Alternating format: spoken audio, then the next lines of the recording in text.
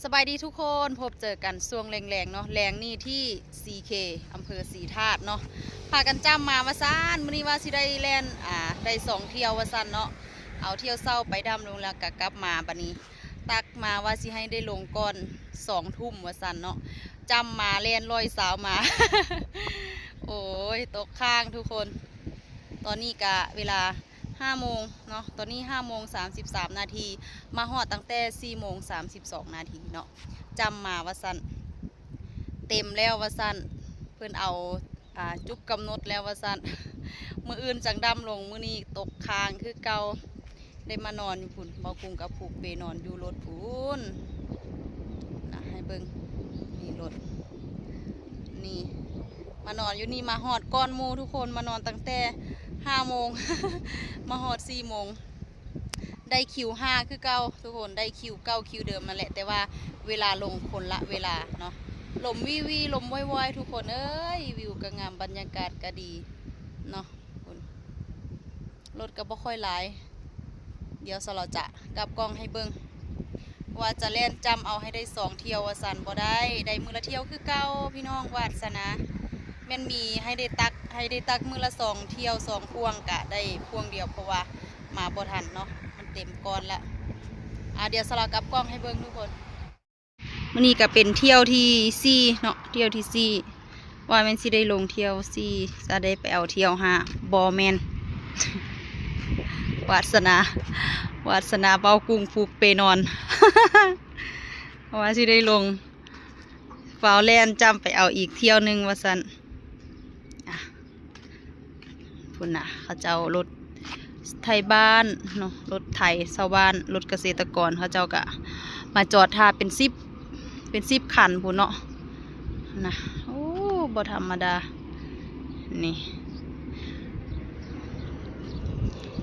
รถพ่วงก็มี2 พวงเนาะรถดำอยู่พุ่นแม่นรถเขาเจ้ามาเอาแป้งเนาะมาเอาแป้งนี่รถคันนี้แล้วก็อีกเดียวนึงนั่นเดียวนี้เนาะแล้วก็รถสลอกับเบากุ้งโอ้โหลมวอยๆมาท่าอาบน้ำนอนอยู่นี่แหละพี่น้อง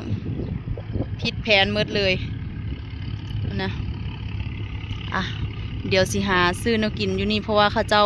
แม่ครัวอยู่นี่เขาเจ้าเลิกเมื่อตอนทุ่มครึ่งเนาะก็เลยสั่งอ้อมเนื้อกับข้าวเหนียวไว้กินยามมื้อแลงในขณะนี้ เวลา6 โมง 15 นาทีไปหาแนวกินแรงจ้า ไปสั่งแนวกินแรงน้ำกันทุกคนกินแล้วนอนอีลากอีเหลืออยู่นี่แหละผู้ใดบอกว่าให้แล่นไวมาฮอดไวก็ได้นอนไว เหยียบ140พุ่นนะสุดท้ายแพ้โควต้าเต็ม เด้อเด็กกำห้องเลย เกิดแต่กับเฮาแท้เนาะเรื่องจังซี่เนาะว่าแล้วตัวอย่าหาวใส่ นอนมากหนาว แม่นอากาศเย็นแล้วทุกคนลมเบิ่งให้เบิ่งแม่นมันลงโจงโอ้คืองามแท้วะดูวิวเขียนน้ำเปล่าแม่น้ำเปล่าภูอีหยังน่ะผู้โน่ภูโนเตียนี่โอ้บรรยากาศภูโนกับลำน้ำเปล่ามันนะอากาศยามมื้อแลงบรรยากาศดีวิวก็งามคนก็งาม ไปทุกคนเดี๋ยวพาเบากุ้งไปหาซื้อแนวกินเพิ่มพลังก่อนให้ใจมันเย็นลงก่อนเนาะมื้ออื่นจังค่อยเริ่มต้นใหม่มื้อนี้นอนพักผ่อนย้อนอารมณ์ก่อนนอนให้เพียงพอ ไปซื้ออ้อมเนื้อเนาะอ้อมเนื้อกับข้าวเหนียวมากินแรงน้ำกันแล้วก็สิหาอาบน้ำอยู่นี่แหละอยู่ห้องน้ำอยู่เนี่ยเขาเจ้าก็มีฝักบัวให้อาบอยู่ไปอันนี้คนหลายนี่ละบรรยากาศยามมื้อเช้าพี่น้องเอ่ยตอนนี้ก็เวลา7 โมง 27 นาทีเนาะรถพ่วงก็บ่ค่อยหลายทุกคนรถพ่วงมีซ้ำนี้เนาะนั่นรถเกษตรกรตั้งแต่เมื่อคืนนั่นโอ้โหบ่ค่อยหลายปานใดน่าจะได้ลงไวๆนี่ดอกบ่กุ้งก็กำลังไปซื้อกาแฟอยู่พูนแดดซองบ่เห็นดอกมืดตื้อ อ่ะถือว่าเฮาได้ลงไหวกว่าปกติอยู่เนาะเพราะว่ามาตกค้างแต่เมื่อคืนละเดี๋ยวเขาไปท่าอยู่รถน่าจะปล่อยประมาณ2 โมงนิดๆเขาก็จะปล่อยรถเนาะเขาก็จะปล่อยรถให้ไปดำแล้วแหละทุกคนอ้าวกำลังวุ่นวายกันเอารถอีแตนเขาไปก้อนทุกคนเอารถเกษตรกรเขาไปก้อนนะต่อกันเป็นแถวกำลังจะออกกันเรื่อยๆทุกคนนั้นผู้จัดรถนะบรรยากาศตอนนี้ก็เวลา2 โมงเช้าแล้วเนาะ2 โมง4 นาทีมาแวะซื้อน้ำทุกคนน้ำขวดละ10 บาทไปบ้านนี้เขาก็ขึ้นไปท่าอยู่รถเนาะจักหน่อยเขาเจ้ากะซีเอิญแล้วเอิญไปลงจักเทื่อนึงให้มันแล้วมันทั่ว ทุกคนบัดนี้ฮอดเวลาได้เวลา ที่สิเอามันไปดำลงแล้ว ตอนนี้เวลา3:57 นาทีป๊าดโถมาได้คิว5ได้ลงตอน4 โมงพ่อแม่พี่น้องเอ่ยขาใหญ่เขาไปลงจนเบิดแล้วแซงคิวสันลัดคิวให้กันไปลงเบิงซุ่มนี้มาลังมูมาลุนมูมานอนทางแต่4 โมงแรงอีตรถจันสลอแม่นจันสิริมาท่าคิวตั้งแต่มาหอตั้งแต่4 โมงแรงรถจัน4 โมงเช้าหาก็ได้ลงโอ้แม่นจันสิริโอ้ยลงบ่เช้าเบิ่งนี่ซุ่มขาใหญ่เพิ่นมาหอดปึ๊บก็เข้ามาจอดทางในโรงงานเจ้าของขาน้อย ท่าแล้วท่าอีกอยู่ซุ่มรถอีแตนจนไปมืดละซุ่มเกษตรกรเอาจึงได้ไปก็เฮ็ดบาปกันคักโพดรัดคิวให้การเป็น10 พวงพูนะแม่ผู้ลูกขึ้นแรมตลอดนี่แต่ว่าใช่นี่มาหาบวชซะบ่ล่ะโอ้ตั้งวัดไปซะแม่ไปรวดบุกเสียเก่งๆกับบุกตัวเงินเสกบ่เป็นแต่ปุกบุกเสียเก่งๆเฮ็ดพระขายเฮ็ดพระขายก็สร้างศาลาสร้างโบสถ์สร้างวัดเอาพระป่าปีละ100 ล้านโอ้คือเสียวหน่อยแท้เอาพ่อแม่พี่น้องตอนนี้ก็กำลังท่าคิวเบิ่งคิวยาวไปพุ่น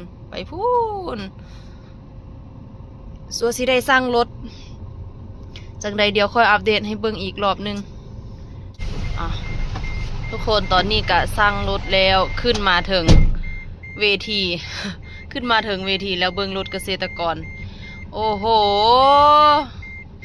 มื้อนี้เขาเจ้าปล่อยรถเกษตรกรก่อนเนาะทุกคนให้เบิดแล้วจังค่อยปล่อยรถลานเนาะ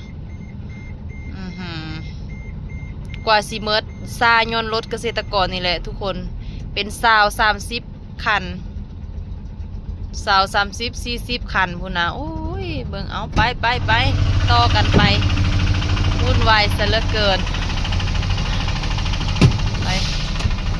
แล้วนี่ฮอดเวลาเฮาสิดำแล้วแหละทุกคนปอง1ปอง2ปองที่3เฮาได้ปอง3บ่ไอ้ปอง3มี4 ปองสุดท้ายฝั่งนี้ก็เป็นให้รถอีแตนคือกันไปยุ่งยากยุ่งเหยิงลมว่าสั่นลมหนาวมืดคืนเลยทุกคน แง้มกระจกลงน้อยนึงนอนเย็นสบายบ่ได้เปิดพัดลมตอนนี้กะเวลา4:21 นาทีเนาะกำลังสิได้ดำพอตู้เมตตาพ่อแม่พี่น้อง พากันคนมันมาขายเอางัดแงะเตรียมพร้อมโอ้ย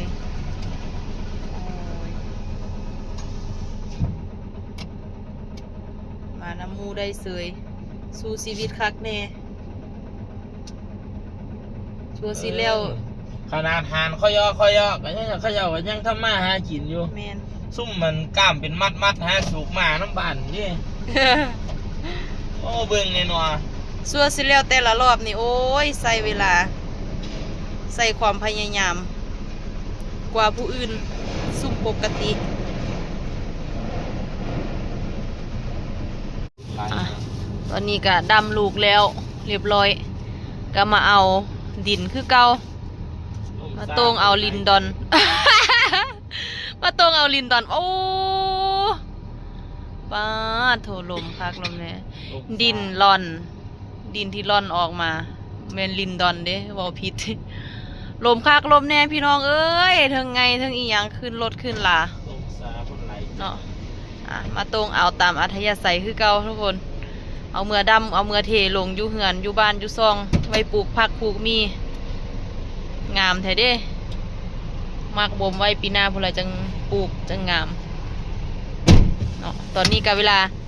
4:41 นาทีพุ่นนะป๊าดกว่าสิได้ลงทุกคนเอ้ยขนาดคิว5ได้นี่ปะบัดนี้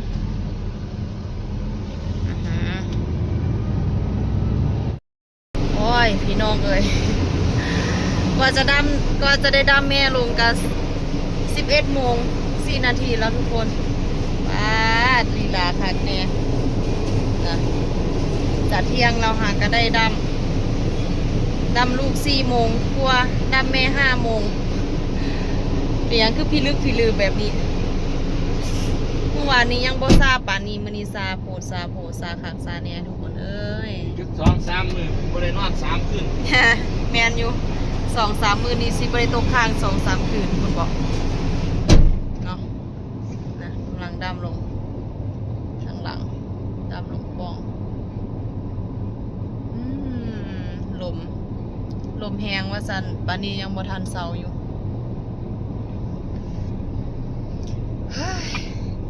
ดำแล้วปึ๊บกะอยากกินข้าวอีกแล้วอยากกินข้าวเที่ยงแล้วทุกคนกินแต่ข้าวอยู่นี่ล่ะข้าวกะคาบละ100 กว่า200พุ่นน่ะโอ้ยเงินสิเหลือหยังเนาะ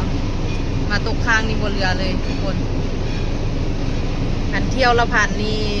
มื้อนึงกะปาไปแล้ว400เนาะ400 กว่า3คาบ2 มื้อกะ800-900พุ่นละเบิดพอดี2 มื้อเบิด1,000 2 มื้อเบิด1,000เนาะเหลือครึ่งหนึ่ง 2,000 เหลือ1,000 เดียวเอาทุกคนตอนนี้กะดำมันลงแล้วแหละเนาะเป็นจังใดเดียวค่อยอัปเดตให้เบิ่งอีกรอบนึงเนาะว่าสิไปสิมาแบบใดเนาะ คือบอกหมวกออก โอ้ผมบ่ซั่นเนาะ เอาแล้วเรียบร้อยเนาะต่อแม่แล้วกะ เข้าเมือง หาอาบน้ำกินข้าวบ่าย 3-4 โมงแรงพุ่นละจังออกไปบ่เฝ้าแล้วบัดนี้บ่คือเมื่อวานนี้ลวงไปโลดแลนมาว่าซ่านได้ตกค้างส่วนสิแล้วอีกมื้อนึงเที่ยงของอีกมื้อนึงโอ้ยหาอาบน้ำกินข้าวอยู่เหือนอย่างดีจังค่อยออกไปบ่ไหวเฮ็ดแนวนี้นะไปมานี่เอาทุกคนตอนนี้เฮากะมาตักรอบ2เนาะกำลังออกมาจากลานมันเนาะในเวลาเท่าใดเดี๋ยวเบิ่งในเวลาบ่าย 3:48 นาทีเนาะไปบัดนี้ว่าจะด้วนเอามือละ2 เที่ยวกับบ่ได้เนาะทุกคนเฮาด้วนได้อยู่ไปฮอดอยู่แต่ว่าเขาเจ้าบ่เอาเพราะว่าโควต้าเต็มในมือนั้นเนาะในมื้อนี้อาจจะเต็ม เฮาไปก็บ่ได้ดำลงคือเก่าเฮาก็จะได้ลงมื้ออื่นคือเก่าเนาะก็เลยบ่เฝ้าบ่ด่วนคันเฮาเฝ้ากะเฮาก็สิเมื่อยหลายกว่าเก่าแล้วกันน้ำมันก็เบิดหลายกว่าเก่าคันเฮาไปค่อยๆกะน้ำมันกะสิหมดบ่หลายแล้วก็บ่ค่อยเมื่อยปานใดเนาะเฮาก็ไปตามนี่แหละตามกระเยิมเฮาแหละอ้าวโซเฟอร์ก็ได้ ไปบัดนี้เอามือละเที่ยวนี่ล่ะทุกคนเอ้ยไปลงอำเภอศรีธาตุคือเก่าเนาะหงแป้ง 4K ไปทุกคน เรือแล้วล่ะ แมนไปแต่บอนเก่ากะสิทายแต่บอนเก่านี่อยากเปลี่ยนไปหงอื่นแน่แต่ว่าเขาเจ้ากะบ่ให้ไป เพิ่นบ่ให้ไปบัดนี้มุ่งหน้าเข้าสู่อำเภอศรีธาตุไปนำกันเนาะรอบ2แต่ว่าลงมื้อเช้า ทุกคนตอนนี้ก็มาฮอด 4K แล้วบ่นะ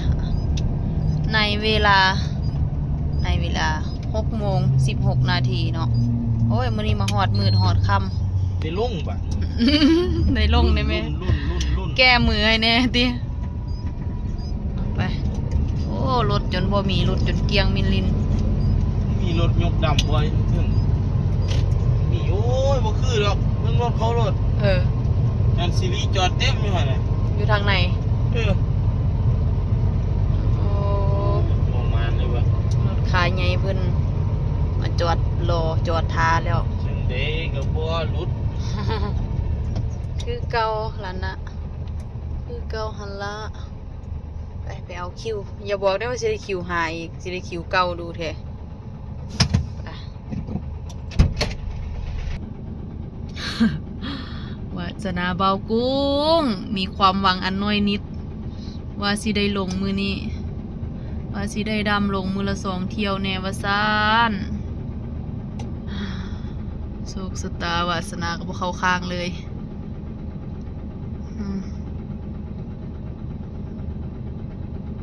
ได้ดำลงแน่ก็สิดีใจแล้วตีกลับเมื่อได้2 มือ 3 เที่ยวก็ยังดี3 มือ 2 เที่ยวก็ยังดีกว่าได้มือละเที่ยวได้มือละเที่ยวซื้ออยู่ซื้อกินเหลือ500ได้เที่ยวละพันซื้อยากซื้อกินมืดเท่าคำได้เหลือ500 บาท ต่อเที่ยวได้ละคือยางบ่มีแห้งเด้ ว่าจังได คิวที่4 คือยางบ่มีแห้งบ่ได้ลงจักเทื่อ 4ก็ซ้ำ8ซ้ำ9พุ่น แม่นลดลงอยู่มือเช้านี้ได้คิว5หรือคิว6คิว5ก็ได้ลงจนเที่ยงพุ่นแล้วบนสุยางลง11 โมงวันนี้คิวที่4สิได้ลงจักโมงบัดนี้โอ้ยพ่อแม่พี่น้องเอ้ยหาหลับหานอนก่อนจอดบอนเก่าเฮานั่นแหละลงโจงอ่ะทุกคน รอบสองมาฮอดแล้วแต่ว่าบ่ได้ดำลงมื้อนี้ได้คิวที่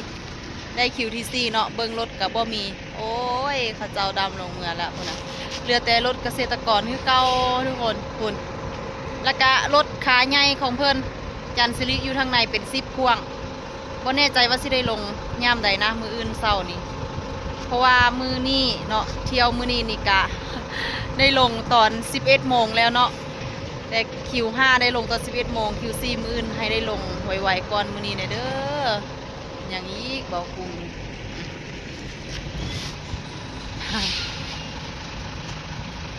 คันมันขึ้นรถแล้ว 4K ก็แค่ปากซอย จังใดก็มาฮอดคือเก่าทุกคนเดี๋ยวคลิปนี้สลอขอตัวลาทุกคนไปก่อนเด้อเอาไว้พบเจอกันในคลิปหน้าสบายดี